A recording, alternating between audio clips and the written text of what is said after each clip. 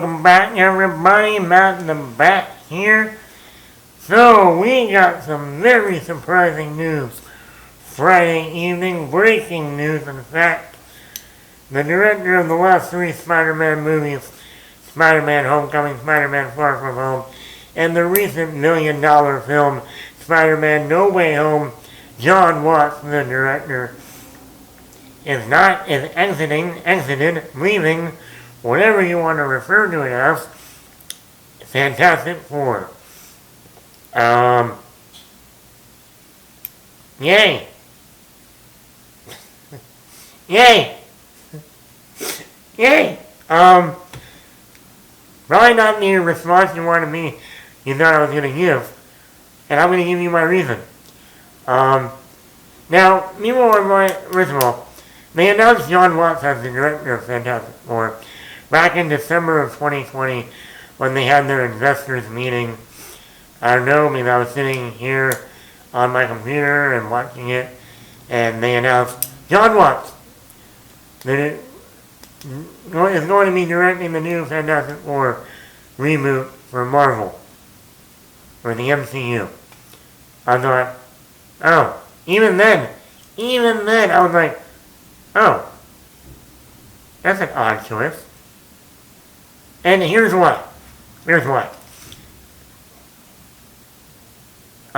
one, this dude is coming off doing 3 Spider-Man movies for the MCU. Yes, Sony owns Spider-Man, but we know that Kevin Feige had a huge hand in these last 3 Spider-Man movies. That's why you had Iron Man in the first one, Nick Fury in the second one, and Doctor Strange in the third one. Sony doesn't own them. Sony only owns Spider-Man. So I thought to myself, well, he's literally been working for the past, 8 to 9 years on Spider-Man, since the time he was announced in 2015 to be doing the Spider-Man solo film. That's a lot of time. And he hasn't done anything in between these Spider-Man films. Almost like Sam Raimi, who did all 3 of the Tobey Maguire Spider-Man films and didn't do anything in between those. You know, you would think a director, even though he would want to go and do something else, especially someone like a Jon Watts, who was still fairly new. He only had 2 movies prior to Spider-Man that were very, very, very low budget independent films that I'm going to bet 99% of you who are watching this podcast have never heard of those movies. Cop Car and Clown. You guys are probably like, Clown as in it? No, not as in it. Not everything with the clown has to do with it. Well, maybe you should. You probably never heard of those movies. So he's still an up-and-coming director. And yes, these Spider-Man movies have put him on the map, of course. That's why his next film is going to be working with George Clooney. But I said to myself, Marvel, what are you doing? And I say that in the best possible way. You normally go after directors that you haven't worked with before, and B, come from a background that lends them for the unexpected. Jon Favreau, who did Iron Man. The guy who did Elf and Zathura. Would you ever think Iron Man? No. And look what he did with that. The guy who did Slither, James Gunn. Would you ever think Guardians of the Galaxy? No. The brothers who did the show Community. Would you ever say Captain America the Winter Soldier? Captain America Civil War? Avengers Infinity War? Avengers Endgame? The Russo brothers? No. The guy who did You, Me, and Dupree is going to do Ant-Man. No. Well, look. Ryan Coogler, the guy who did Creed, went on to do Black Panther. Now that I can see. And no, not because he's a black guy who directed 2 black movies, and now he's going to direct a fully black movie with all black cast, except Bilbo Baggins in there, and Gollum. No. But because of their background in terms of these smaller character-driven movies, like Fruitville Station, you don't go Black Panther unless you're racist. Then you say, black guy, Black Panther. I see. But no, like I said, most of the directors that Marvel has chosen recently, the guy who did Short Term 12, a very, very independent small movie, goes on to do Shang-Chi and the Legend of the Ten Rings. No way. No way. But guess what? All of the directors that I have just brought up have succeeded, where they still are under the Marvel umbrella of the all-powerful Kevin Feige kind of watching over everybody, but they still allow these directors to bring in something from their background, from their own filming method, their own way of doing things, to bring in the... Like, James Gunn's Guardians could not be done by anybody else. The Shang-Chi movie with the Asian background and heritage probably wouldn't have been able to be done by any other director. So, my point is, why would Marvel take a director they've already just worked with for the past 8 years and plop them in another franchise, even though it's still under the MCU, under the Marvel umbrella? It's like there are so many directors out there. Bring in a new director to do this reboot of Fantastic Four. Let's see their vision. So what I'm going to do here today, so when they announced on Friday that Jon Watts is not doing Fantastic Four, I went, gimme! Yay! Because I want someone new. I want someone fresh. I don't want someone who also just spent the last 8 years doing Spider-Man and probably is burned out by doing a comic book film for 8 years now, and is like, oh my god, I gotta go do another comic book film. And then now another 4th iteration of Fantastic Four ends up sucking because you got a director who's already burned out from doing comic book movies. So let's bring in a director that we've never seen before and give them a shot like all these other directors that we took from independent films or TV shows, and let's give them a big blockbuster and see what they can do now. So what I'm going to do here is I'm going to give you about 5 tips, 4 to 5 tips, and then I'm going to give you an honorable mention or 2. And then the 2 honorable mentions have done, these directors have done bigger movies, but the ones I'm going to talk about haven't, and that's what I'm going to get into.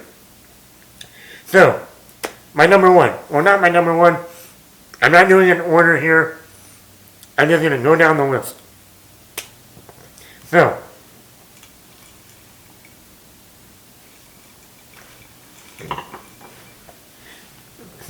Brad Bird. Now, this one's a little bit of a cheat. I'm telling you right now, someone's out there going, he's cheating. That's not fair. This is my show, my podcast. Do what I want. Brad Bird. Now, a lot of people are going to go, that name sounds familiar in the Disney stratosphere. And it is. Brad Bird is more known for Pixar movies. Brad Bird is known for animation. Brad Bird is known for already giving us the Fantastic Four in animated form, and that is The Incredibles. Back in 2004, when we got The Incredibles, 6 months before the actual Fantastic Four movie, that came out in 2005, we got The Incredibles in 2004. So Disney already beat 20th Century Fox to Fantastic Four, even though they didn't own the property. Brad Bird directed the first two Incredibles movies. I still think The Incredibles, the first one, is one of the best Pixar movies ever made. Probably just under one of the Toy Story movies.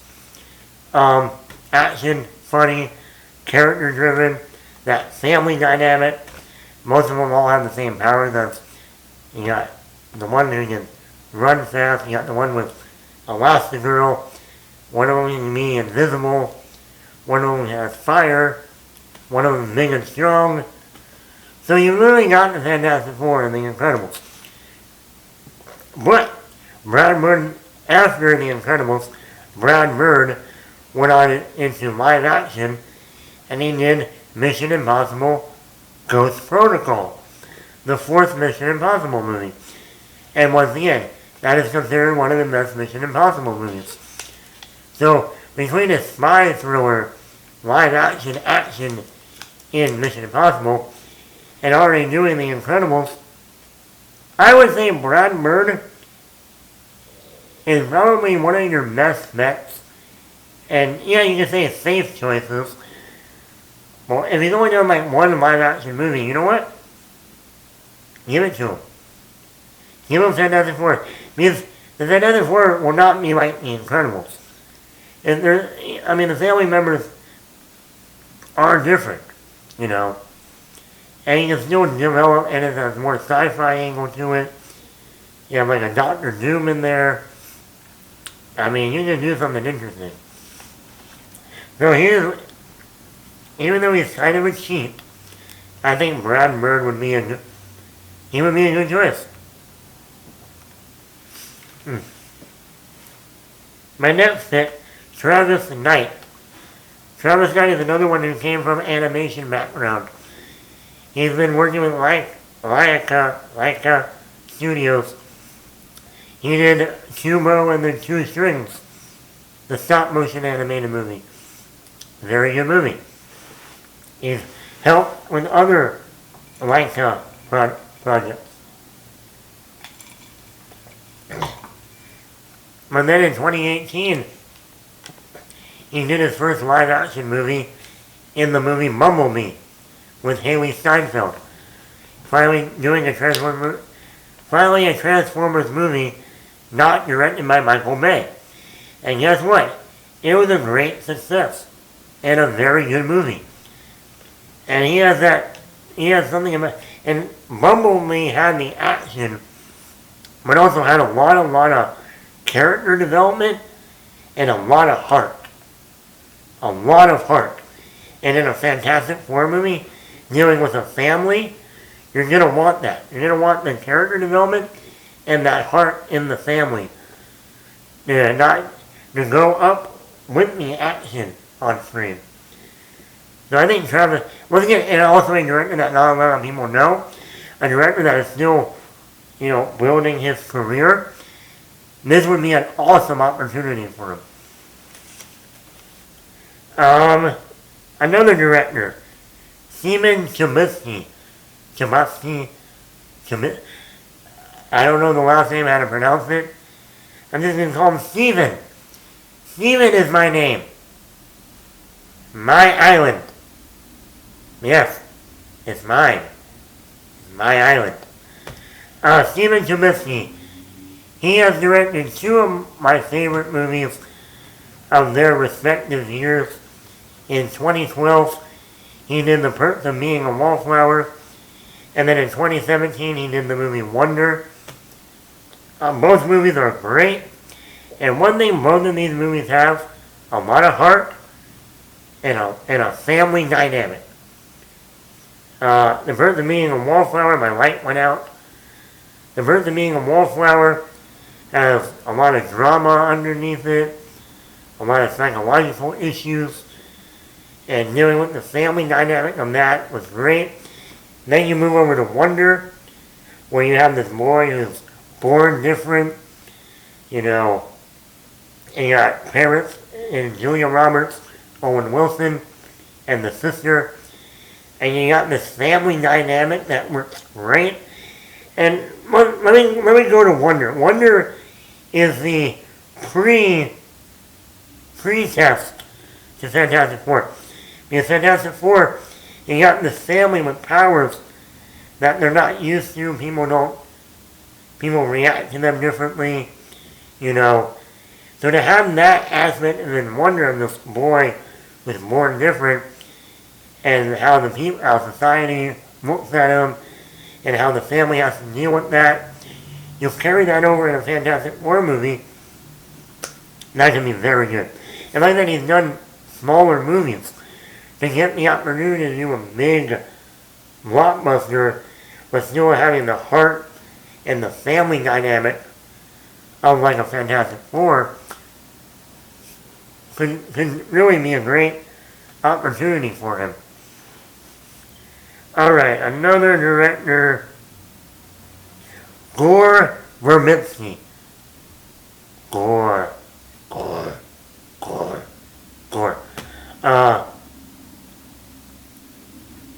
Now a lot of you are going, okay, I think I know that name. I've heard that name many times, but I haven't heard it in a very long time. Gore Verbinski is the director of the first 3 Pirates of the Caribbean movies. He also did The Lone Ranger. He did The Weatherman. He did that other horror psychological film a couple of years ago, The Cure for Wellness, with Dane DeHaan. I think Gore Verbinski is an interesting director. He was supposed to do the Gambit movie with Channing Tatum. He was one of the directors for like a year who was attached to that movie. I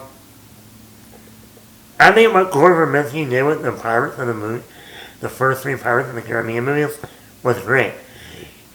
And once again, this was also a director at the time who was doing smaller movies and then went on to do Pirates and then got the opportunity to do Pirates.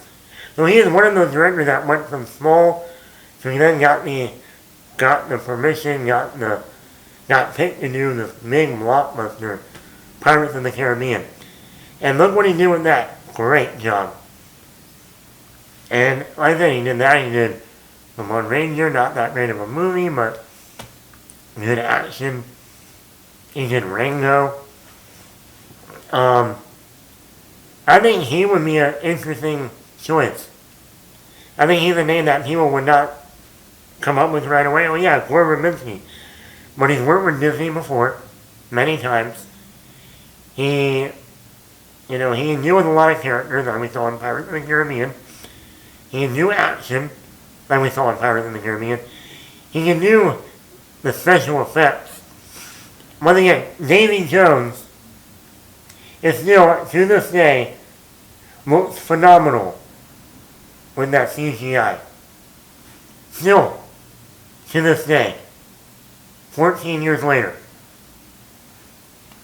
So you get like Johnny Storm when he turns into the Human Torch, you know the special effects are going to look great.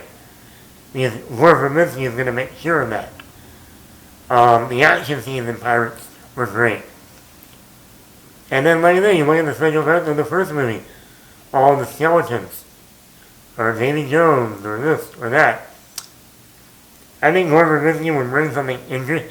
And that's the other. Gore Verbinski, like he did with Pirates, he'll bring a uniqueness to it, and a little bit of a weirdness to it, that would fit with something for a director to come in and put their stamp on it, but still be under the MCU umbrella, if you will. So he's another choice. Now the third choice is going to be a very interesting choice, and that's Bryce Dallas Howard.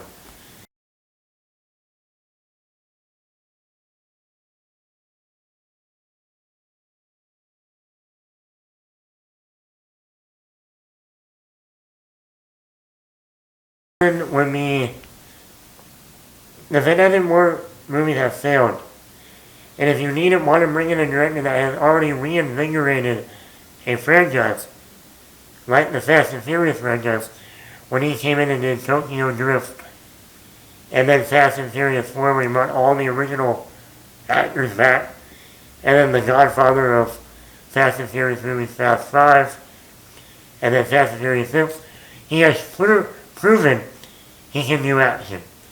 He has proven he can work with a lot of different characters at once. He has proven he can work within a family. But not only that, but he also did the last Star Trek movie, Star Trek Beyond, which once again, he worked with action, sci-fi, which Fantastic Four has sci-fi in it. He also was able to give each character development, character moments that would be beneficial in a Fantastic Four movie. So, and now that he's dropped out of doing Fast 10, Justin Lin can be up for a Fantastic Four movie. Why not? And my other honorable mention is Ben Affleck. Ben Affleck was supposed to do the Batman movie. Didn't happen. And if rumors are true, and I'm saying rumors, because I don't even know for sure, I don't even know, if Ben Affleck shows up in Doctor Strange in the Multiverse of Madness as Daredevil, like he did back in 2003, that could open up the door of saying, that means he already talked to Kevin Feige. And not only that, but people don't know that Kevin Feige worked on that Daredevil movie back in 2003. He was one of the executive producers or producers in some capacity. So he was already on set with Ben Affleck when he did Daredevil. So if Ben Affleck did come back and do a cameo for Doctor Strange in the Multiverse of Madness, that means Kevin Feige met with Ben Affleck again. And even at that point, they were already saying, you know what? We might be getting a different director for Fantastic Four. Ben Affleck might have been like, I was supposed to do that Batman movie for DC, but they went in another direction. But I do want to do a comic book film, because I've done enough of them. I'm a director. I'm a successful director. Tom Maybe Gone, The Town, Argo. I would love to come in and do a comic book film for you guys. And I'm sure Kevin Feige was like, I got just the right project for you. So yeah, Ben Affleck would be a huge win. Huge win to direct Fantastic Four. But anyway, those are my picks. Who do you think should direct the next Fantastic Four movie? Let me know.